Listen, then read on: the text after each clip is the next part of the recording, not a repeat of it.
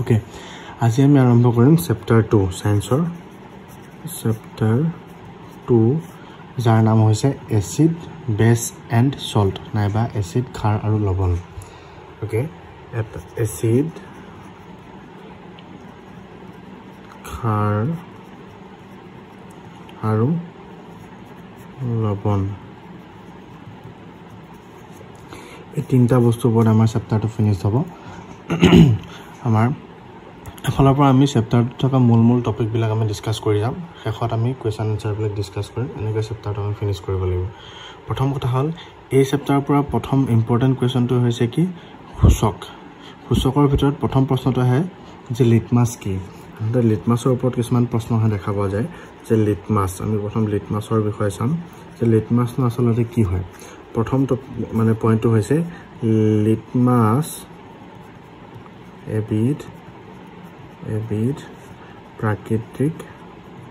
প্ৰাকৃতিক সূচক মনত ৰাখিবা এক নম্বৰ প্ৰশ্নৰ কাৰণে আহে লিটমাছ কি তেতিয়া আমি লিখিম লিটমাছ হৈছে এবিধ প্ৰাকৃতিক সূচক দুই নম্বৰতে আহে কি যে লিটমাছ লিচেন নামৰ উদ্ভিদৰ পৰা তৈয়াৰী উদ্ভিদজোপাৰ নাম আহে লিচেন নামৰ উদ্ভিদৰ পৰা তৈয়াৰী উদ্ভিদৰ পৰা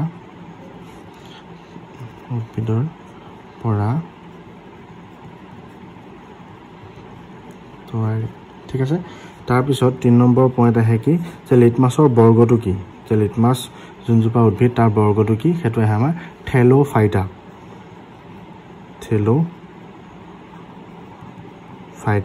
এই তিনটা টপিক আমাৰ ইম্পৰ্টেন্ট ইয়াৰ উপৰিও লিটমাছৰ যোনটো অৰিজিনেল কালাৰ হেতু হৈছে বেঙুনীয়া ঠিক আছে ইয়াৰ অৰিজিনেল কালাৰটো হৈছে বেঙুনীয়া এই টপিকটা আমি জানিব লাগে তাৰ উপৰিও আৰু এটা বস্তু আমি জানিব লাগে হেতু হৈছে কি যে লিটমাছে কি কৰে ই এসিড আৰু খাৰ বাছনি কৰাত সহায় কৰে লিটমাছে কি কৰে এসিড আৰু খাৰ বাছনি কৰাত সহায় কৰে হল তাৰ উপৰি আৰু এটা বস্তু জানিব লাগিব যে আমাৰ যেটো বেঙুনীয়া লিটমাছ থাকে কি হয় যেতিয়া আমি এসিডৰ সংস্পৰ্শলৈ নিউ এসিডে কি কৰে আমি সেই বস্তুটো জানিম যে এসিডে নীলা লিটমাছ ৰঙা কৰে নীলা লিটমাছ ৰঙা কৰে আৰু খাৰে কি কৰে খাৰে ৰঙা লিটমাছ নীলা কৰে ৰঙা লিটমাছ নীলা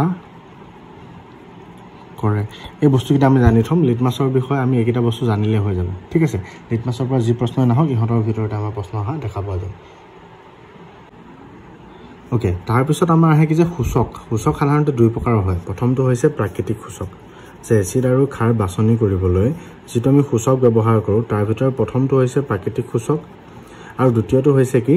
কৃত্ৰিম সূচক কৃত্ৰিম মানে বুজি পাইছো আমি মানুহে যোনবিলাক আমি সৃষ্টি কৰিলো আমাৰ সুবিধাৰ কাৰণে সেইবিলাকে হৈছে কি কৃত্ৰিম প্ৰাকৃতিক সূচকৰ ভিতৰত কি পৰে আমি গম পাইছো যে হালধি ঠিক আছে আৰু লিটমাছ কাৰণ উদ্ভিদৰ পৰা ডাইৰেক্টলি আমি পাওঁ লিটমাছ এভিলা হৈছে আমাৰ কি প্ৰাকৃতিকভাৱে পোৱা একোটা সূচক ঠিক আছে তাৰ উপৰি কৃত্ৰিম সূচকত কি পৰে আমাৰ দুটা নাম দিয়া হৈ আছে এটা হৈছে কি মিথাইল অৰেঞ্জ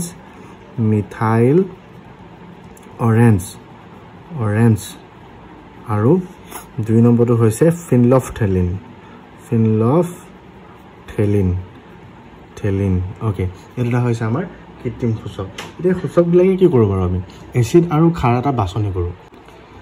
যেনেকৈ আমি প্ৰাকৃতিক সূচকৰ জৰিয়তে অৰ্থাৎ হালধি লিটমাছ আদিৰ জৰিয়তে আমি যেনেকৈ এসিড আৰু খাৰ বাছনি কৰো ঠিক তেনেকৈ কৃত্ৰিম সূচক মিথাইল অৰেঞ্জ আৰু ফিনলফথেলিনৰ জৰিয়তে আমি কি কৰিব পাৰো এসিড আৰু খাৰ বাছনি কৰিব পাৰো তে এসিড আৰু খাৰ বাছনি কৰিবলৈ আমাক কি পালো প্ৰাকৃতিক সূচক আৰু কৃত্ৰিম সূচক ইয়াতে আৰু এটা বস্তু আমি জানি থৈ দিম 3 নম্বৰ পইণ্টত ই প্ৰাকৃতিক সূচকে হয় কিন্তু আমাক কি কোৱা হয় ইয়াক এটা এক্সট্ৰাকৈ আমাক ভাগ কৰিবলৈ কিতাপত দিছে যে ঘানেন্দ্ৰিক সূচক বুলি দি থৈ দিছে ঘানেন্দ্ৰিক সূচকটো আসলে কি ঘানেন্দ্ৰিক সূচকৰ ডেফিনেশ্যনটো আমি লিখি দিম বাৰু ইয়াতে যে ঘ্ৰাণ মানে কি ঘ্ৰাণ মানে হৈছে গোন্ধ যে গোন্ধৰ পৰা আমি যোনটো পাওঁ গম পাওঁ যে এসিড আৰু খাৰ কাক কয় সেইটো হৈছে ঘানেন্দ্ৰিক সূচক তো আমি লিখোতে এনে লিখিম যিবোৰ পদাৰ্থই এচিড নাইবা ক্ষাৰৰ উপস্থিতিত গোন্ধৰ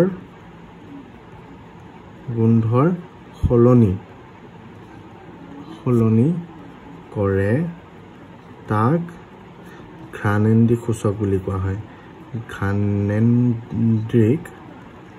সূচক বোলে এতিয়া উদাহৰণ কি হ'ব পাৰে এনেকুৱা কি বস্তু আছে যোনে কি হয় গোন্ধৰ জৰিয়তে কি হ'ব পাৰে এচিড আৰু ক্ষাৰ বাছনি কৰিব পাৰে আমি যদি তেনেকুৱা উদাহৰণ দিওঁ 1 নম্বৰ উদাহৰণটো আমি কি পাম পিয়াজ কিতাপত আমাৰ দিয়া হৈ আছে 2 নম্বৰতে দিয়া হৈ আছে কি ভেনিলা এতিয়া পিয়াজটো বাৰু আমি বুজি পাইছো যে পিয়াজক যেতিয়া আমি এচিডৰ লগত সংস্পৰ্শলৈ আনো তেতিয়া বেলেগ গোন্ধ ওলায় আৰু যেতিয়া ক্ষাৰৰ সংস্পৰ্শলৈ আনো তেতিয়া তাৰ বেলেগ গোন্ধ পাওঁ আমি কিন্তু ভেনিলা কি বস্তু এটা আমি নতুনকৈ শুনা শব্দ হয়নে বাৰু ভেনিলা কি হয় যে কেকত ইউজ কৰা হয় কেকটো যাতে ফ্লপি হৈ থাকে তাৰ কাৰণে কাক ইউজ কৰা হয় ভেনিলা ইউজ কৰা হয় ঠিক আছে তাৰ পাছৰ টপিকটো হৈছে কি যে এচিড আৰু ক্ষাৰৰ মাজৰ পাৰ্থক্য এতিয়া আমি এচিড আৰু ক্ষাৰ এই দুটা শব্দ শুনিহে আছো ইহঁতৰ মাজত পাৰ্থক্যনো কি আমি সেই বস্তুটো জানিব লাগিব এচিড এটা মই বাৰে আহি থাকে এচিড আৰু ইফালে হৈছে ক্ষাৰ আমাৰ বেছি নম্বৰ নিদিয়ে এনেকুৱা প্ৰশ্ন 2 নম্বৰ দিয়ে আমি যিকোনো তিনিটাৰ পাৰ্থক্য জানিছিলে আমাৰ কাৰণে সাফিচিয়েন্ট সো এচিডত আমি কি লিখিম যে এচিডৰ সোৱাদ টেঙা আৰু ক্ষাৰৰ ফালে আমি কি লিখিম ক্ষাৰৰ সোৱাদ কি হয় তিতা হয় ঠিক আছে তাৰ পিছত 2 নম্বৰত আমি কি লিখিম যে এচিডে কি কৰে নীলা লিটমাছ আমি যে পাইছিলো এতিয়া লিটমাছ ৰঙা কৰে ঠিক আছে তাৰ পিছত ক্ষাৰে কি কৰে ক্ষাৰে ৰঙা লিটমাছ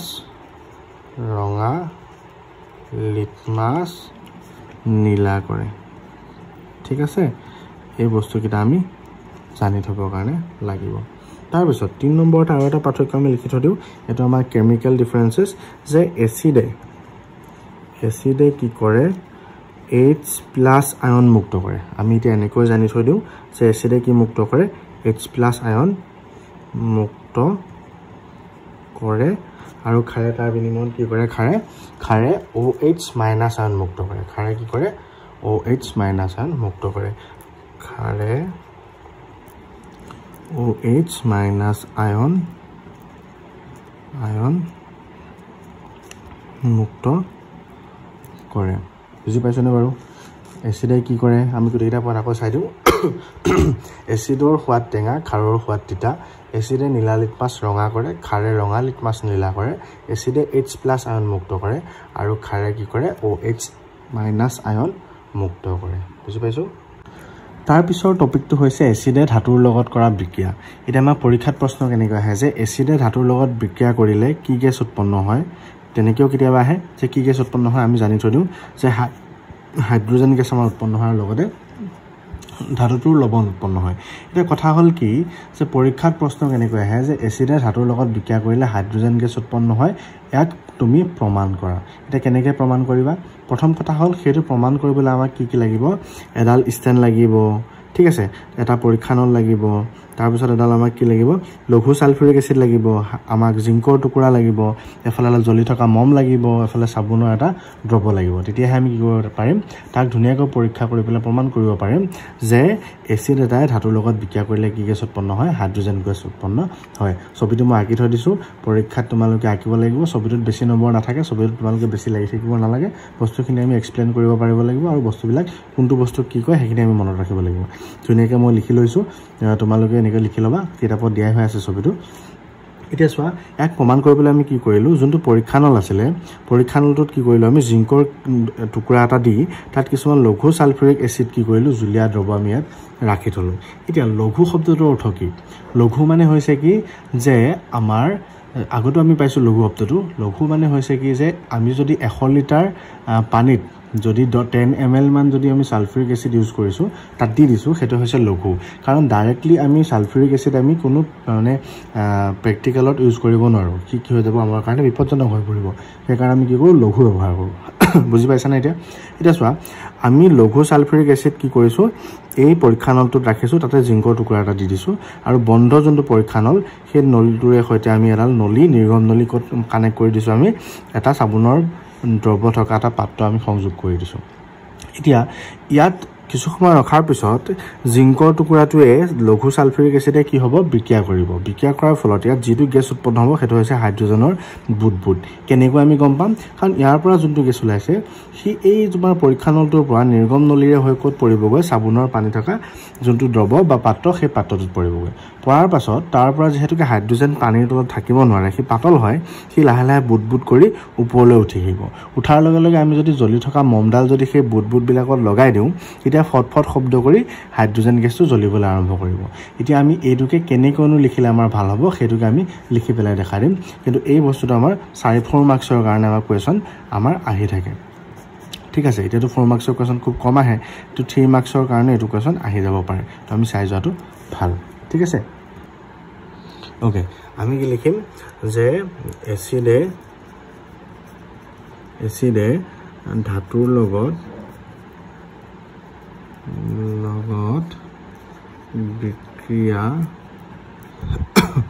বিক্ৰিয়া কৰিলে H গেছ বা হাইড্ৰজেন গেছ উৎপন্ন হয় তাক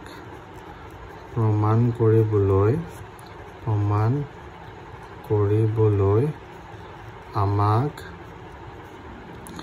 কি লাগিব এডাল নিৰ্গম নলী তাৰ পিছত 2 নম্বৰতে কি লাগিব আমাক এডাল ষ্টেণ্ড কি লাগিব এখিনি বস্তু আৰু ষ্টেণ্ড তাৰ পিছত লাগিব জিংকৰ টুকুৰা জেডেনৰ টুকুৰা তাৰ পিছত লঘু সালফিউৰিক এসিড এটা সাবুনৰ পানী থকা পাত্ৰ আৰু এডাল জ্বলি থকা মম ওকে এসিডৰ ধাতুৰ লগত বিক্ৰিয়া কৰিলে H গেছ উৎপন্ন হয় তাক প্ৰমাণ কৰিবলৈ আমাক এডাল নিৰ্গম নলী এডাল ষ্টেণ্ড জিংকৰ টুকুৰা লঘু সালফিউৰিক এসিড এটা সাবুনৰ পানী থকা পাত্ৰ আৰু এডাল জ্বলি থকা মম প্ৰয়োজন হ'ব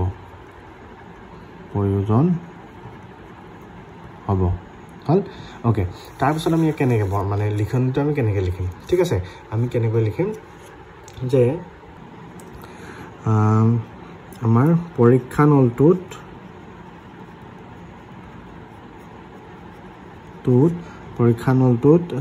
Zn আৰু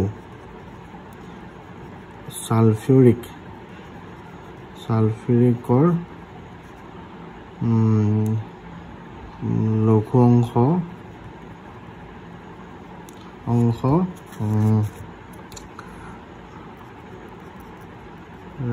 ৰাখিলে তাত বিক্ৰিয়াত উৎপন্ন হোৱা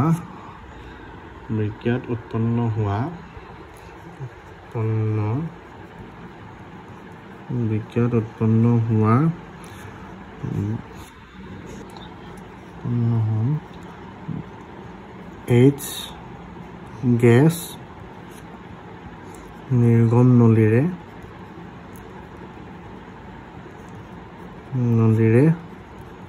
সাবুনৰ পানীৰ পাত্ৰত পৰা দেখা যায় আৰু ই বুট হৈ ওপৰলৈ উৰে জ্বলি থকা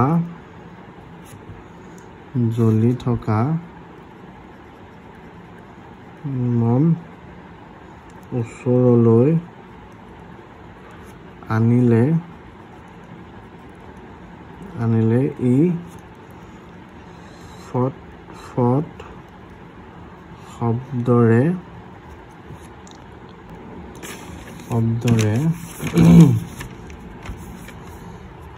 জ্বলিবলৈ আৰম্ভ কৰে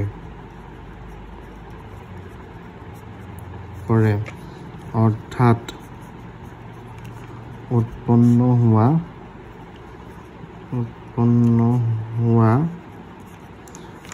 গেছবিধ হ'ল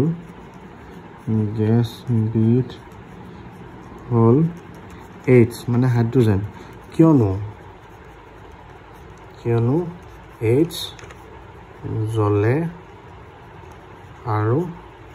ফট শব্দ কৰে অলপ স্পীডত লিখিবলগীয়া হয় কাৰণ আখৰবিলাক বেয়া হৈ যায় আপোনালোকে অলপ মিলাই পেলাই লিখিব আৰু ঠিক আছে ওকে তাৰপিছৰ টপিক হৈছে pH স্কেল বহুত বেছি ইম্পৰ্টেণ্ট হয় pH ঠিক আছে pHৰ ফুল ফৰ্মটো হৈছে পাৱাৰ অফ হাইড্ৰোজেন এইটো pHৰ ফুল ফৰ্ম pH স্কেলৰ ওপৰত যথেষ্ট প্ৰশ্ন আমাৰ পৰীক্ষাত বাৰে আহি থাকে সেইকাৰণে pH স্কেলটো আমি কেতিয়াও স্কিপ নকৰিম তাক আমি ভালদৰে জানি ল'ম প্ৰথম কথা আমি pH স্কেলটো সৰুকৈ আমি ইয়াতে আঁকিবলৈ যত্ন কৰিম এটা সৰু এটা স্কেল যেনেকৈ আমাৰ থাৰ্মোমিটাৰটো ঠিক তেনেকুৱা এটা এটা মিটাৰ বুলি ধৰি ল'ব পাৰোঁ ইয়াৰ সম্মাজত আমি 7 যদি ধৰোঁ ইফালে 8 9 10 11 12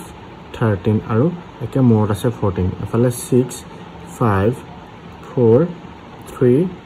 2 আৰু একে এফালে আছে মূৰত 1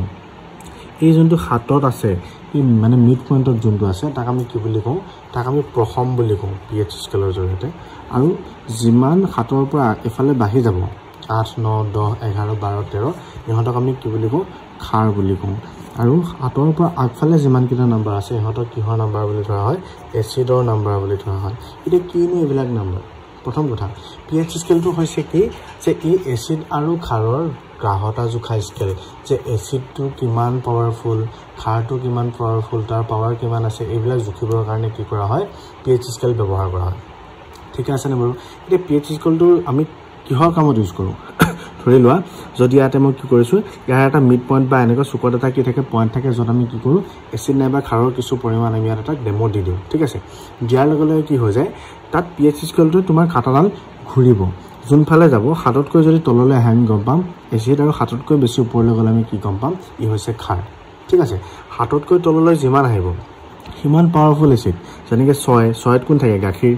5.5 বা 6.5 এখিনিৰ ভিতৰত কোন থাকে দৈ গাখীৰ থাকে তাতকৈ যিমান তললৈ আহি থাকিব 1 2 এখিনিৰ ভিতৰত কোন থাকে আমাৰ যোনবিলাক হাইড্ৰক্লৰিক এচিড ছালফিউৰিক এচিড যোনবিলাক আমাৰ পাৱাৰফুল এচিড সেইবিলাক আমি এই কাটাডালৰ ভিতৰত দেখিবলৈ পাওঁ ঠিক তেনেকৈ খাৰো আমি যিমান দূৰলৈ গৈ থাকোঁ সিমান পাৱাৰফুল আমি খাৰ দেখিবলৈ পাওঁ ইয়াৰ ভিতৰত সবচে পাৱাৰফুল খাৰ কোন বাৰু 40 ওকে এতিয়া আমি কৈছোঁ কি ইয়াৰ ভিতৰত আমি এই স্কেলটোৰ জৰিয়তে কোনটো বেছি পাৱাৰফুল এচিড বা কোনটো বেছি পাৱাৰফুল খাৰ আমি বাছনি কৰিব পাৰোঁ ঠিক আছে নে বাৰু ওকে ঠিক আছে pH স্কেল বুজি পাইছোঁ তাৰপিছত আমাৰ কি আহে পশমৰ উদাহৰণ কি বাৰু এইটো আহে পৰীক্ষাত পানী হৈছে বিশুদ্ধ পানী হৈছে পশমৰ উদাহৰণ তাৰপৰি এচিডৰ উদাহৰণ যদি আমাক সোধে সাইট্ৰিক এচিড লিখিব পাৰোঁ লেক্টিক এচিড লিখিব পাৰোঁ টাৰ্টাৰিক এচিড লিখিব পাৰোঁ অক্সেলিক এচিড লিখিব পাৰোঁ এইবিলাক হৈছে মিডু এচিড যি আমাৰ শৰীৰৰ সকলো মানে ফটকৈ ক্ষতি সাধন কৰিব নোৱাৰে আৰু যোনবিলাক পাৱাৰফুল এচিড ষ্ট্ৰং এচিড বুলি কোৱা হয় যেনেকৈ ছালফিউৰিক এচিড হাইড্ৰক্লৰিক এচিড এইবিলাক যথেষ্ট পাৱাৰফুল হয় ই আমাৰ শৰীৰৰ যথেষ্ট ক্ষতি সাধন কৰিব পাৰে আমি তাহাঁতক জিভাৰে স্বাদ লৈ পেলাই কিতাপ এই এচিডসমূহৰ মানে পৰীক্ষা কৰিব নোৱাৰোঁ ঠিক তেনেকৈ খাৰো তেনেকুৱা আমাৰ আছে যিবিলাক আমি খাই থাকোঁ খাৰ সেইবিলাক হৈছে মৃদু খাৰ আৰু যোনবিলাক পাৱাৰফুল খাৰ সেইবিলাক আমি খাবৰ কাৰণে নোৱাৰোঁ ঠিক আছে এইটো হৈছে pHৰ মান যদি 5.5 থাকে ঠিক আছে 5.5 থাকিলে কি হয় দন্ত ক্ষয় হয় এইটো মনত ৰাখিবা সেইকাৰণে আমি দিনে দুবাৰকৈ দাঁত মাজিব লাগে ভাত খাই উঠি এবাৰ দাঁত মাজিব লাগে নহ'লে আমি যদি দাঁত নামাজো তেতিয়াহ'লে কি হৈ যায়গৈ আমাৰ সেয়ে কি হয় ৰাতিৰ ভিতৰত জাৰণ হৈ পেলাই এচিডিক হৈ পৰে আৰু সেয়ে কি কৰে আমাৰ দাঁতৰ ক্ষয় কৰে ঠিক তেনেকৈ 5.6 হ'লে তাক কি বুলি কয় এচিড ৰেইন বা কি বুলি কোৱা হয় এচিড বৰষুণ বুলি কোৱা হয় এচিড বৰষুণৰ মানে pH স্কেল কিমান 5.6 মনত ৰাখিবা তেজৰ যোনটো pH সেইটো হৈছে কি তেজৰ ব্লাডৰ ব্লাডৰ pH-টো হৈছে 7 এই সাধাৰণতে 7ত থকা দেখা পোৱা যায় ইও মানে কি হয় প্ৰথমেই হয় ঠিক আছে সাধাৰণতে 7ৰ পৰা 7.8ৰ ভিতৰত আমাৰ শৰীৰে কাম কৰে ঠিক আছে এই টপিক কিটা আমি এই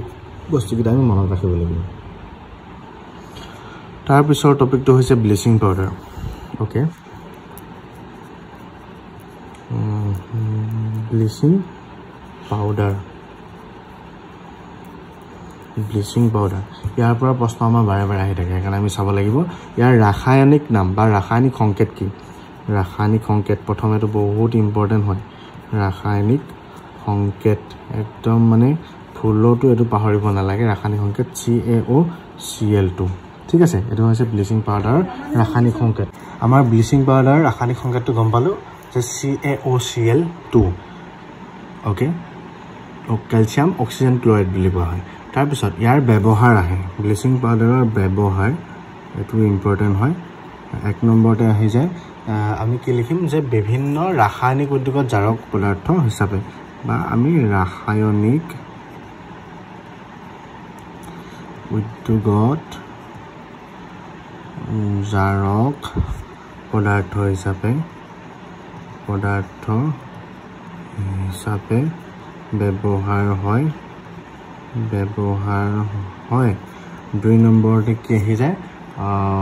কি খোৱা পানী বীজাণুমুক্ত কৰিবলৈ এটো এটা ইম্পৰ্টেন্ট দেই বাৰু খোৱা পানী আমি দমকলত দেখা পাও নহয় বীজাণুমুক্ত কৰিবৰ কাৰণে কি দিয়ে ব্লিচিং পাউডাৰ দিয়ে হয় নহয় বীজাণুমুক্ত কৰিবলৈ এই দুইটা আমি জানি থলে আমাৰ বাবে সাফিচিয়েন্ট তাৰ পিছৰ টপিক আমাৰ আহি যাব কি বেকিং সোডা কৈছো মই baking soda okay baking soda এটা বেকিং সোডাৰ ৰাসায়নিক নামটো হৈছে কি সোডিয়াম হাইড্ৰোজেন কাৰ্বন আমি ইয়াৰ ৰাসায়নিক নামটো জানি থম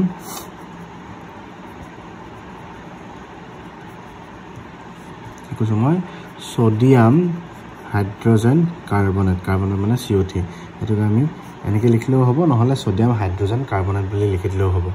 ইয়াৰ ব্যৱহাৰ জানি থৈ দিম দুটা আমাৰ কাৰণে জৰুৰী এটা জানাটো প্ৰথমটো আমি কি লিখিম যে অগ্নি নিৰ্বাপক যন্ত্ৰত ব্যৱহাৰ কৰা হয়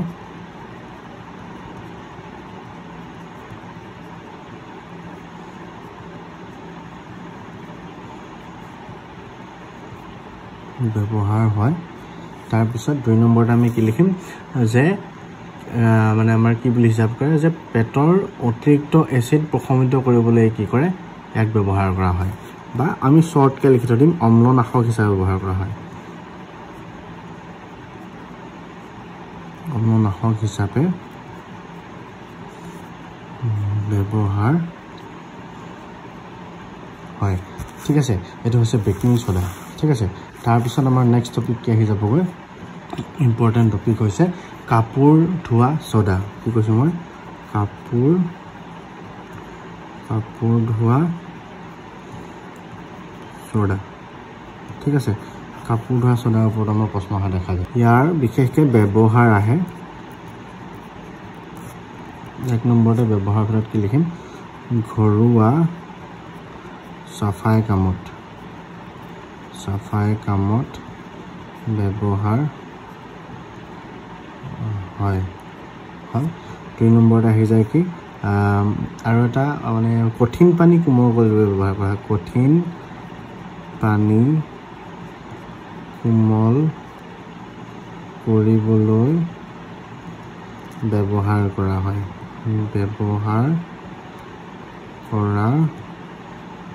হয় ঠিক আছে বুজি পাইছো এটা হৈছে কাৰ কাম কাপোৰ ধোৱা সোডাৰ কাম ঠিক আছে তাৰ পিছৰ ইম্পৰ্টেন্ট টপিকটো হৈছে plaster of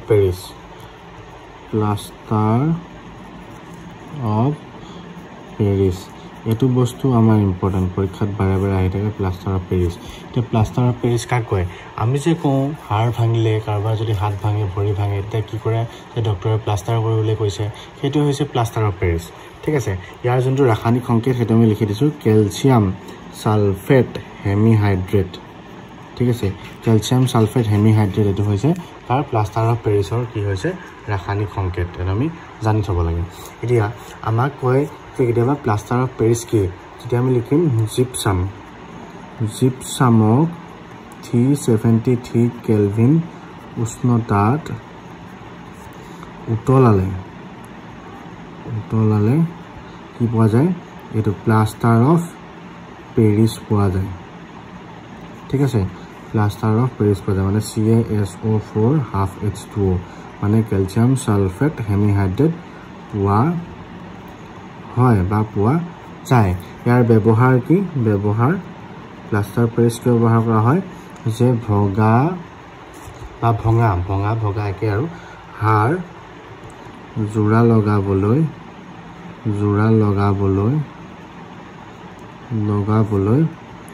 plaster of Paris ব্যৱহাৰ কৰা হয় ঠিক আছে প্লাষ্টাৰ অফ পেৰিছ ব্যৱহাৰ কৰা হয় ভঙা হাড় জোৰা লগাবৰ বাবে ঠিক আছে এইখিনি আছিল আমাৰ মূল বিষয়বস্তু চেপ্টাৰটোত ইয়াৰ পৰা আমি সদায় কি কৰে কোৱেশ্চনবিলাক বেছিকৈ ৰাইজ হৈ দেখা পোৱা যায় তাৰ পিছৰ ভিডিঅ'টোত আমি কি কৰিম ইয়াৰ লগত জড়িত যোনবিলাক আমাৰ কিতাপৰ ভিতৰৰ আৰু বাহিৰৰ প্ৰশ্ন উত্তৰ সেইবিলাক আমি সুন্দৰকৈ ডিসকাস কৰিম আমি এই গোটেই টপিক কিটা ভালদৰে সুন্দৰকৈ চাম আৰু ভিডিঅ'টো যদি ভাল লাগে লাইক কৰি দিব আৰু পাৰিলে শেয়াৰ কৰি দিব আমি এনেকৈ প্ৰত্যেকটো চেপ্টাৰৰ ভিডিঅ' আপোনালোকৰ মাজলৈ লৈ আহিম অতি উন্নত মানৰ সা-সঁজুলি নাথাকিলেও আমি হাতেৰে লিখি কষ্ট কৰি হলে আপোনালোকক ভিডিঅ' কিটা প্ৰভাইড কৰিব বিচাৰিছো যাতে আপোনালোকে সুন্দৰকৈ ঘৰতে বুজি পায় ধন্যবাদ